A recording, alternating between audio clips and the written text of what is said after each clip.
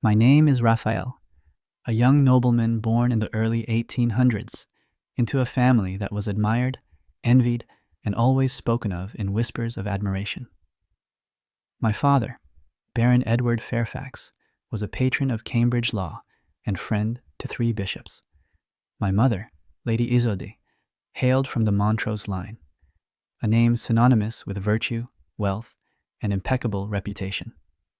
And I was the youngest, the child swaddled in silk and tutored in French before I could write my name. Our home had 37 rooms, 6 fireplaces, a rose garden, and a glass conservatory. People believed the Fairfax estate to be a house of elegance, intellect, and musical afternoons. They saw only what they were allowed to see. No one asked about the narrow corridor beyond the north wing. No one noticed the gray door without a handle. And certainly, no one mentioned the girl who lived behind it. I had a sister. Her name was Elena. She does not appear in our family portraits. Her name has been struck through in the family registry. She was not dead. She was hidden. They say music can muffle many things, even the sound of someone crying. And in our house, beneath the perfume and violins, there was a secret so carefully buried, it took me a decade to dig it back up. I do not remember meeting Elena for the first time. She was simply always there. 8 years my senior, yet she often behaved like a child, skipping barefoot down the stone halls, whispering to her hands, and offering me dead butterflies as if they were diamonds. She rarely spoke, and when she did, her words came out like songs only she understood. She would draw endlessly, not with brushes, but with tea stains and charcoal, on curtains, windows, and even the dining room floor. Her drawings were always strange. Eyeless faces, locked cages, and birds with broken wings. She lived in a world I couldn't enter, but I followed her anyway. I remember once, during a family dinner, she traced a flying elephant onto the white tablecloth. I laughed. My mother did not. "Elena is not well, Raphael," she said curtly. "You mustn't entertain her illusions." Not long after, Elena disappeared from the breakfast table. Her chair was removed. Her name went unspoken. New staff arrived who had never heard of her. When I asked, "Where is my sister?" my mother looked down at her teacup. She was sent to Bath, for treatment. We tried everything, but her mind, it couldn't be saved. "Is she dead?" I asked. My father replied without looking up, "Let the departed rest, Raphael."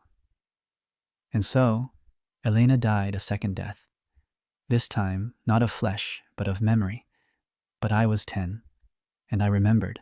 I still heard footsteps above my ceiling, still saw faint figures in the frost on my window, and sometimes I heard laughter, faint, broken, and hauntingly familiar. The dreams came first.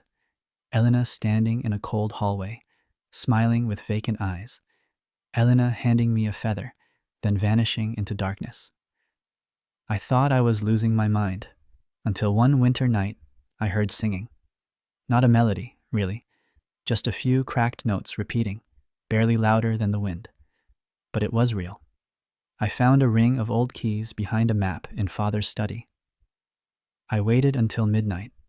I walked barefoot, candle in hand, and crept up the stairs to the forbidden north wing. There it was, the gray door, handleless, with a small slot near the floor. The key clicked, the lock groaned, and I opened it. The stench hit first. Dampness, mildew, old sweat, and something like burnt paper.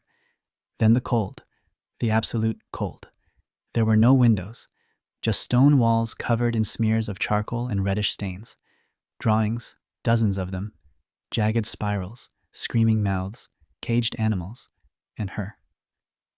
Elena sat on a straw mat, beside a doll made of twine. Her dress hung off her bones. Her eyes were wide, unfocused, but not blind. She looked at me. I whispered, "Elena?" She tilted her head, smiled faintly, and held out a broken feather. I broke. I knelt and embraced her.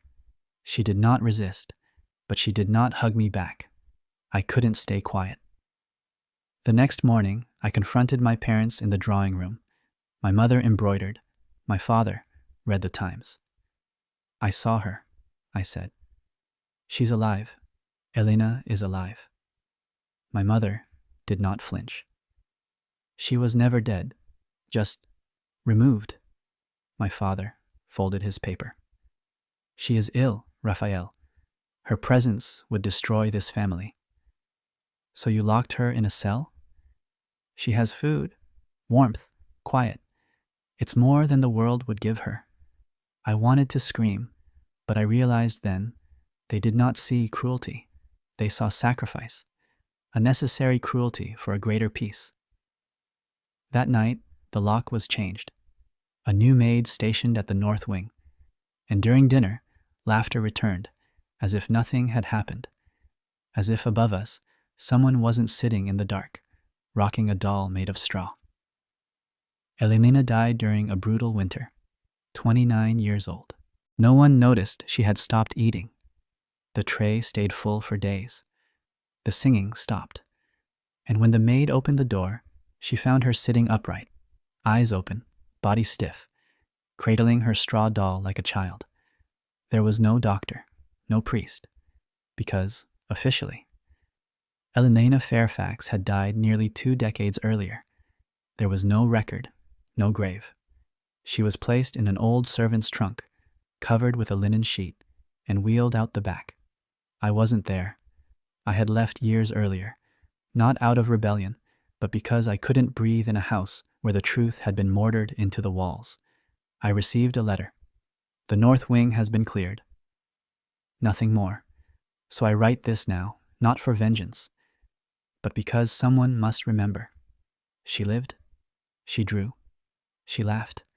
She loved a broken feather. And I, Rafael Fairfax, her brother, remember her.